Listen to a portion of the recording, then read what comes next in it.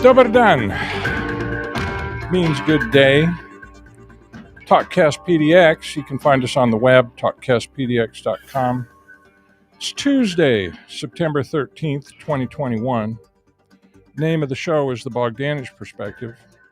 I'm your host, Paul Bogdanich. Welcome. Title of today's show is Having a Spell. That's an old idiom from the early part of the 20th century. Somebody used to say, I'm having a spell. And in the context that I want to use it, not being able to think clearly. Getting up out of a chair, although, the blood goes away, or sudden sharp pain in your abdomen, or just something, where it causes you, where you can't think clearly. Like me today. We're going to start local. There's a Portland State University, which is a small university. Historically, it had a very good mathematics department and some other good departments. With the change in the politics of the area, it has gone extremely woke. They had a philosophy professor who had been teaching there for a decade or more. And he didn't agree with all the changes that were being made in the school. And he became concerned, this is to quote him, that there was an urgent need to demonstrate that morally fashionable papers, no matter how absurd, could be published in peer-reviewed journals. And he felt that these people were relying on these journals and their quote-unquote research to make changes to the institution that he apparently didn't agree with. So he decided to create a bunch of spoof articles and submit them to these journals and get them published. And he did that. And this is, he wrote a resignation letter. This got him removed from or he quit, I think, the university, but he's separated from the university. But this is from his resignation letter. Quote, I co-published an intentionally garbled peer review paper titled The Conceptual Penis as a Social Construct. This paper was published in a peer-reviewed journal and argued that penises are products of the human mind and responsible for climate change. Anyway, later I co-published a series of absurd peer-reviewed articles in journals that focused on issues of race and gender. In one of them, we argued that there was an epidemic of dog rape, men raping dogs, at dog parks, and proposed that we leash all men the same way we leash dogs. And so he created about a dozen of these articles, submitted them to these journals, went through the peer review process, and got them published as valid research. And then he came out and revealed that they were spoofs, and hoping to, I don't know what his motives were. Maybe he was hoping to increase the academic rigor. It, of course, backfired. The academics and stuff went to silence him rather than address any problems that they may or may not have had in these peer-reviewed journals, and he ended up resigning. That's what I mean by a spell, just people groupthink, not able to think clearly. If we move up the food chain a little bit, we have the president, issuing these vaccine mandates. Very first thing, all right, the way that he's doing it, they do not apply to congressmen, to senators, any members of their staffs, the federal judiciary, their staffs, or probably the post office as well. The post office by charter. It was, the charter for the post office was from the 19th century, and it's kind of an independent institution. But in terms of congressmen, senators, their staffs, and the judiciary and their staffs, that's straight separation of powers. Okay. In our system, there's three branches of government: the executive, the legislative, and the judicial. And the executive cannot tell any of the other two branches what to do, and no branch can tell the other two what to do. All right. If they want to do something under our system, they have to pass a law. Okay. And then the law applies to everybody, and the courts interpret the law, right? That's our system. And under our system, under separation of powers, the president deciding to do something, he can't impose it. on either the Congress or the judicial thing. That's the first thing. So they're exempt. Second thing, his chief of staff. When I say his, I mean President Biden's chief of staff, guy by the name of Ronald Klain, endorsed or repeated a statement that said, OSHA, Occupational Safety and Health Administration, quote, OSHA, doing this vax mandate as an emergency workplace safety rule is the ultimate workaround for the federal government to require vaccinations, unquote. To my interpretation, that means that the policy was decided first, and then they're trying to make the facts fit the policy. Similarly, yesterday, this would be the middle of the night before our time, but in Israel, there was some kind of a government conference where all the ministers were sitting at a table, and they took a break, and the interior minister was sitting next to the prime minister, and they thought that their microphones were off. One of the TV stations did not turn the microphone off, and so it was broadcast live on their channel 10, I guess it was. But the interior minister leans over to the prime minister and says, quote, you can remove the green pass for outdoor restaurants, in pools too, not just restaurants. And the prime minister replied, epidemiologically, it's correct. The thing is, I'm telling you, our problem is people who don't get vaccinated. We need to influence them. Otherwise, we will not get out of this. Even if there is no medical justification. I don't want to start making exceptions because then they will say, if not pools, then why water parks? Unquote. The operative words in that statement, if you will permit me to reiterate, even if there is no medical justification, I want. Let me say that again. Even if there is no medical justification, I want. The way I see this, it's like the Iraq War, where they made they decided that they wanted to invade, and then they made the intelligence fit the political decision. Same thing, I think they've made a decision for whatever reason, and they want to make the evidence fit their political decision, and they're using all the press and all their power in the press to do so. I would like to look at the pressure they're under. It's not like they're doing this just because they woke up one morning. I mean, they're under a lot of pressure. And we're going to try a graphic. Justin, if you could put up the graph mark number 1, please.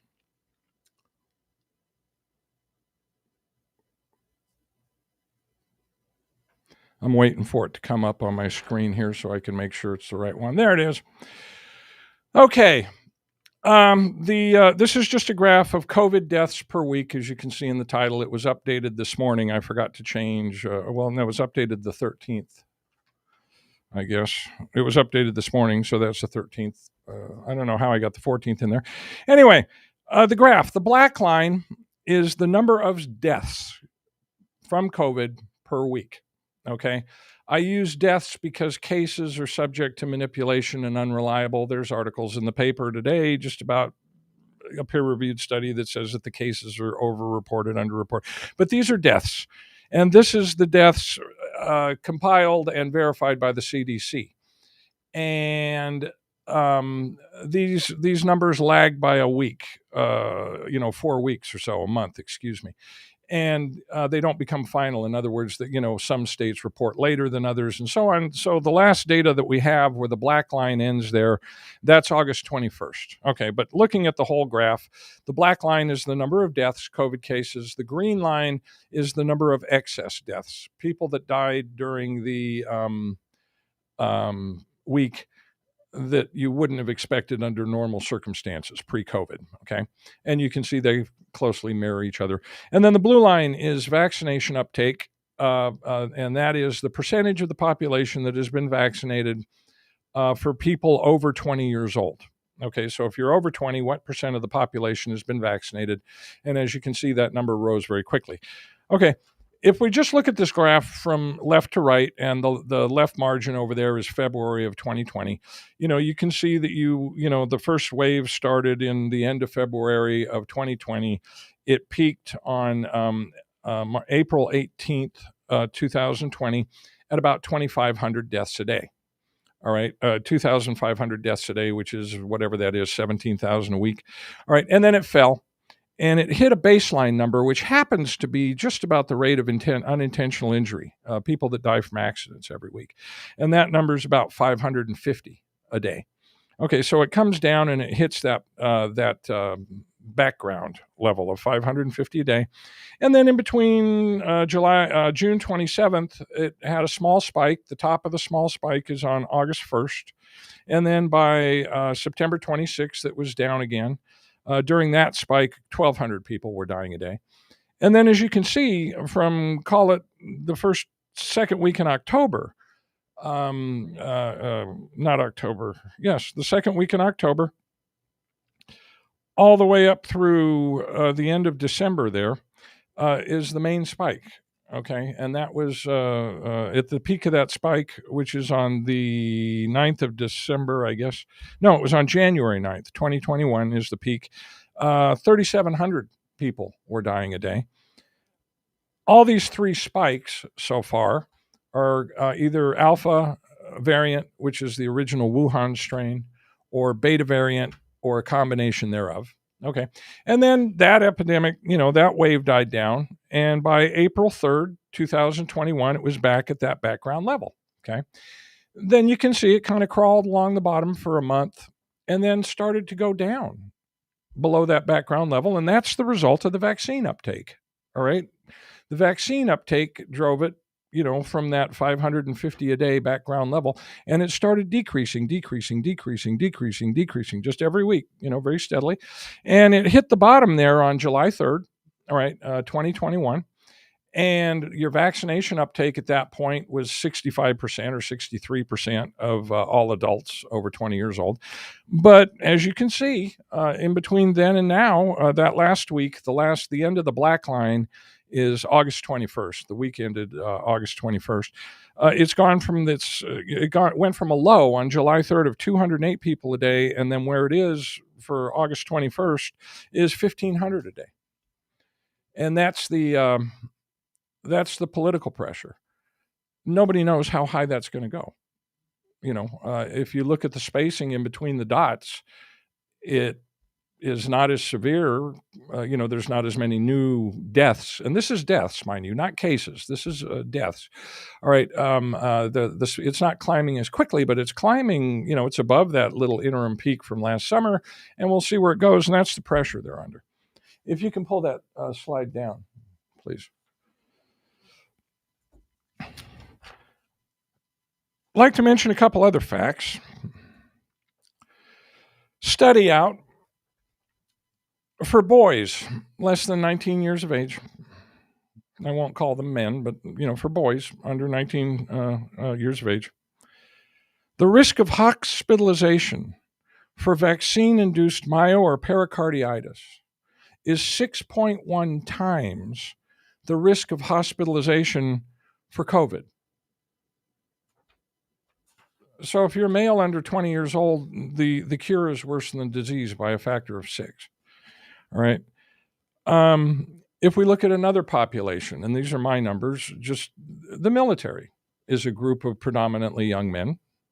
The oldest officer is on the order of 60 years old. Most of the troopies are in between 18 and 30. Just look at them, and they haven't started vaccinating everybody yet. They have relatively low voluntary vaccination rates at this point. So far, 43 deaths in the military from COVID, and 78 cases, almost double, of vaccine-induced myocarditis with an average age of 25 years old. And that's in the military. I looked at this. What is myocarditis? I'm not a heart specialist, so that doesn't immediately mean anything to me. And I went and looked at that. It's inflammation to the heart that causes damage to the heart muscle. The heart muscle is one of the muscles in the body that does not repair itself. Damage is permanent. And there's two types of para and myocarditis called fulminant and non-fulminant. And it depends on what part of the heart gets inflamed and damaged, whether it's fulminant or non-fulminant. Vaccine-induced myo and pericarditis appears to be fulminant.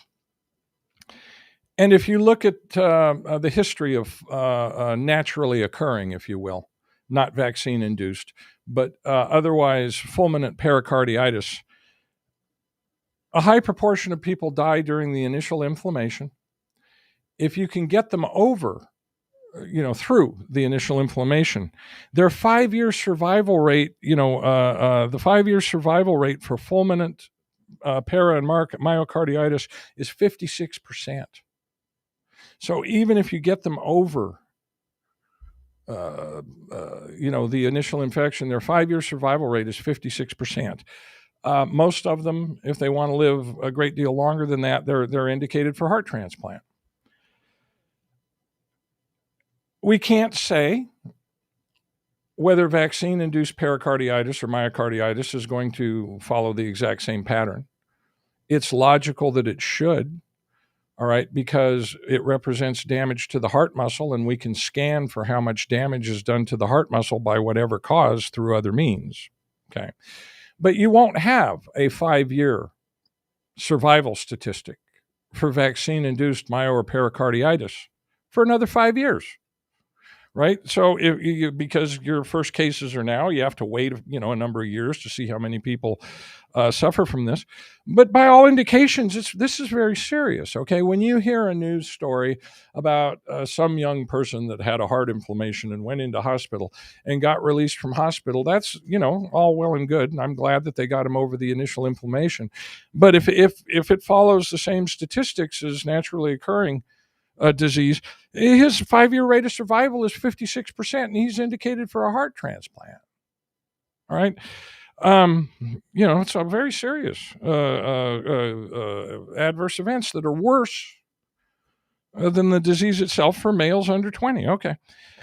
Somebody pointed out that during 2012, from January to now, more children under 12 have been shot in the city of Chicago than have died during the under 12 during the entire pandemic. So that doesn't mean anything, but it's just we have other problems that we can work on. Is all that says. I went and looked at the age cohorts again. Males and females below 20 years old.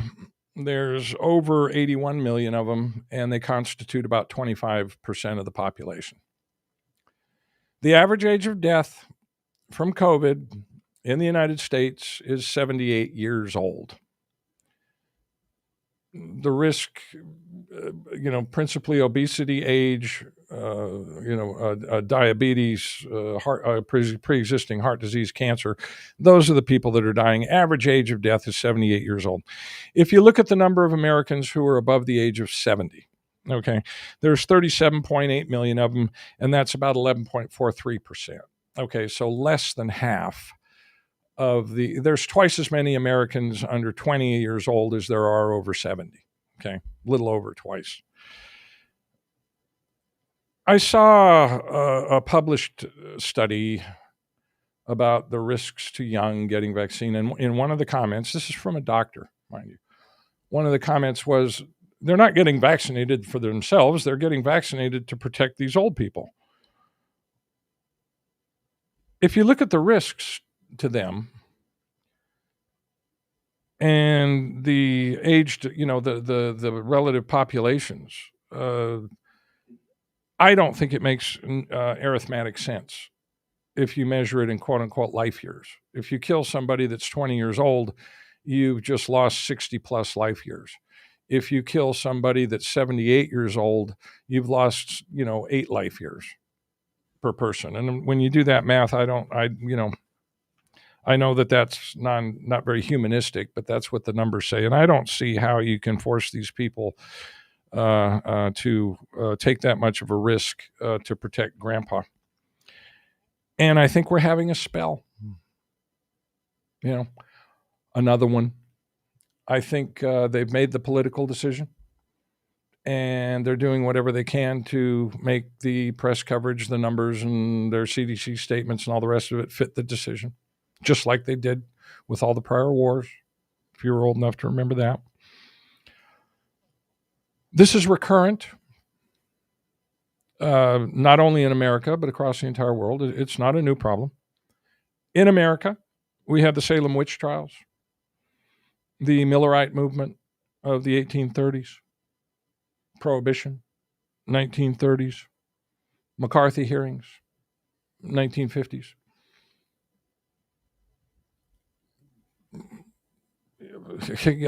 I'm not going to go into each of those movements, but just the whole population got in a spell. You're a witch.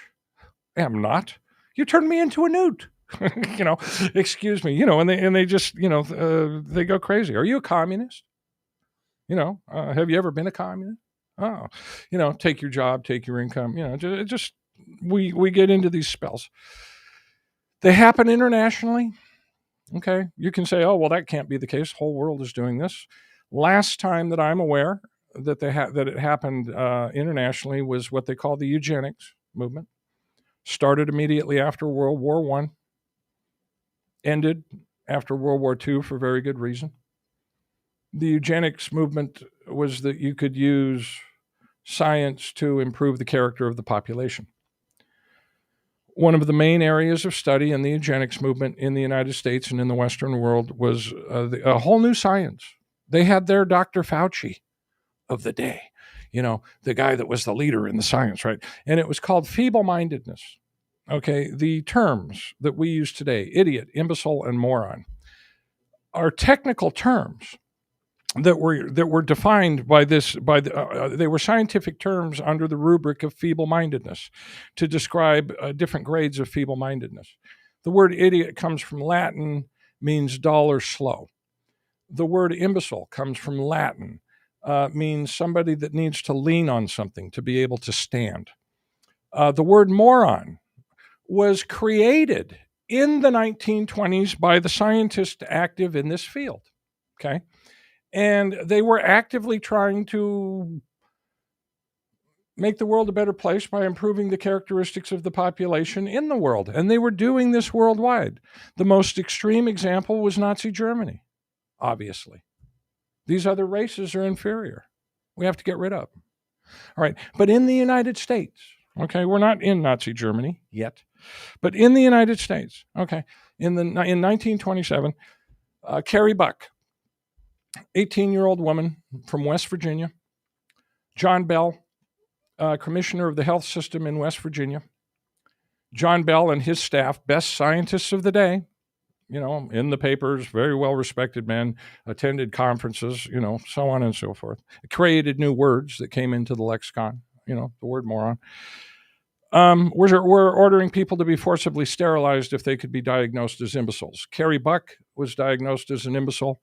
They diagnosed her mother as an imbecile, her grandmother as an imbecile, and her sisters as imbeciles, concluded that the defect in her case was genetic, and ordered that she be sterilized. The case went to the Supreme Court of the United States. May 1927. The last sentence from the opinion of the court, written by the then Chief Justice, reads, quote, 3 generations of imbeciles are enough. Period. They upheld the lower court order. Virginia Buck was sterilized in October of 1927, along with tens or hundreds of thousands of others nationwide under the same program.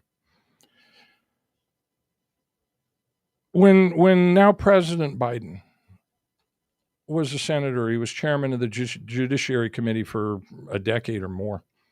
And every time a Supreme Court justice or a federal nominee came before the bench and he was the chairman, he always used to ask them for their opinion on Buck v. Bell. Now, if you ever watch a judiciary hearing, if you ask them opinion, what's your opinion of abortion?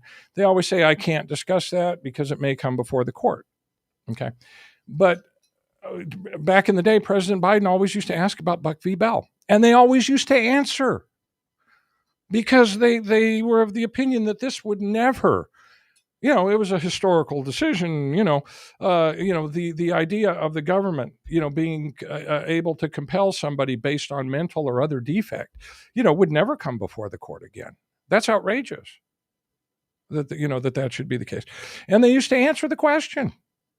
What do you think of Buck v. Bell? But the point that I'm trying to make is when you're in one of these spells that's either nationwide or worldwide, you can't see it. It's very difficult to see. All your best medical professionals are under the spell. It goes to the Supreme Court. Etc. Witches are real. I'm telling you. I'm the governor of Massachusetts. I've seen them myself. Communism. What a threat. I went to a guy's house the other day. He had a communist flag, tacked up in his garage. Voted for George McGovern for president. That's the lyrics from a song called Uneasy Rider, by the way. But I'm just, when you're in one of these spells, they seem legitimate and you don't know you're in it, and it's very hard to see out of it. And I think we're in one, quite frankly. The numbers, don't support what we're doing. Now I want to look, what's the probability that that's spilling over into the markets? If you're under a spell, so I'd like to show another graph. This is just broadly, but I haven't seen it anywhere, so I'm going to show it to you. Justin, if you could please put up graph number 2.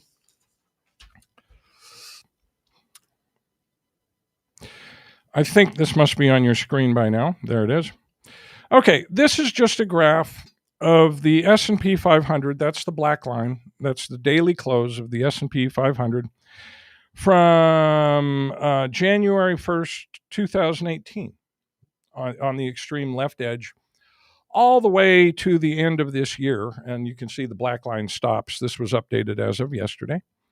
And see that big drop in the middle or close to the middle? That's the pandemic drop, okay?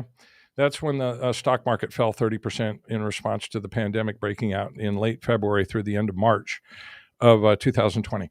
Now look at the area before that, which is to the left, and notice the character of the 200 daily. DMA means daily moving average. So the red line is the 200 DMA, the blue line is the 100 DMA, and the green line is the 50 DMA. All right, and notice the character of those three lines in the time before the pandemic. Okay, they're wavy, they go up and down. Sometimes the 200 DMA is trading closest to where the market is. Sometimes it's the 100, sometimes it's the 50, depending on where the market is. Okay, now look at the area to the right of the pandemic recovery, particularly after October 1st of 2020. Everything's linear. Okay, market's moving up in a channel. The 50, 100, and 200 DMA are absolutely linear functions at interval below the channel. If we could switch that for graphic number 3, please. This here, I just expanded on the area from, I don't see it. There it is. Okay, I just expanded on the area from September 1st of 2020, so roughly a year ago, through the end of the year. And I mean, look at this. The market is moving up in a channel. The channel is 160 points from top to bottom. The inferred annual rate of return from January 1st of this year to December 31st of this year, if it stays in that channel, the midpoint is 30.5%. As of yesterday, the market ended at 4,469. The 50 DMA is linear, currently at 4,426. In other words, 40 points below that. The 100 DMA is linear, 4,315, whatever that is. But they're all linear functions. The 200 DMA is 4,100. Okay. Everything's linear, and the market is moving up inside that channel. Okay. When it goes below the channel, it immediately recovers. It stays above. It has a tendency to break the channel high versus break the channel low, but it's being pushed. That's Fed action. That does not happen naturally.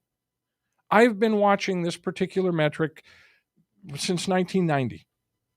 during some years more closely than others. During the you can take that down, by the way.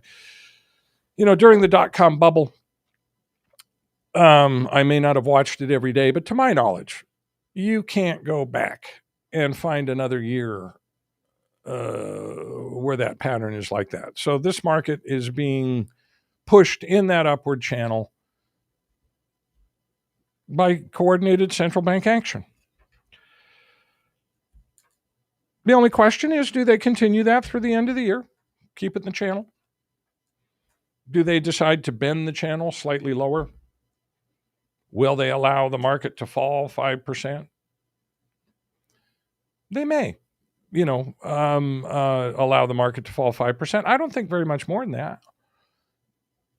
I think for them to materially break the strategy that they've already committed to, particularly before Chairman Powell gets renominated for his seat as, chairman. I mean, you got to keep your eye on what's important here. He's up for renomination for another 4-year term. So, you got to figure that in there. So I think they try and stick to this channel. And the only reason that it would break is something beyond their control. There's a few things, but most of them are very low probability, so I'm not going to go into it in this episode. I've already gone through a lot of time. But let's look at the markets for last week. Markets were down a little bit last week. This is as of September 10th, last Friday. So for the week ended last September 10th, they were down 1.7%, which is basically if you had one of our portfolios, you should have lost $1,700. We have 4 portfolios, top 30 stocks, 1 portfolio equal weighted, 1 cap weighted, 11 sectors in the S&P, top 3 stocks per sector.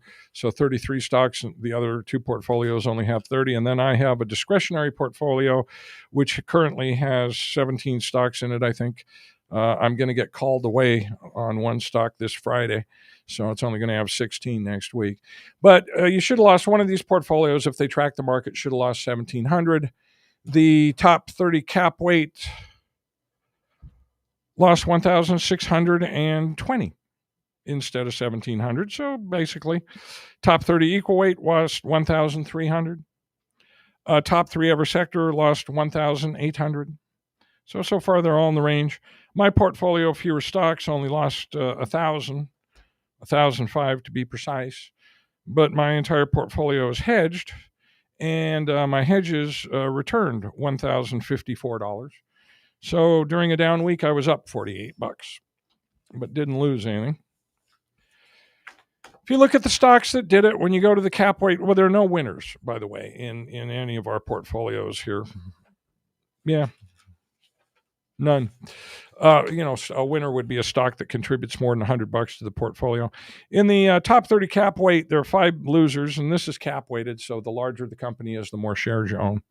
Right. The losers: United Health, Johnson & Johnson, both medical concerns, Google, Microsoft, and Amazon, which happen to be the number 1, 2, and 3 company, Google, Microsoft, and Apple, which happen to be the number 1, 2, and 3 companies by market capitalization. And those were your losers over $100. The biggest loser was Apple, fell 3.45%. The reason that Apple fell is they had an adverse court decision on how they receive and distribute payments through their Apple store, going to cost some money, so their stock fell.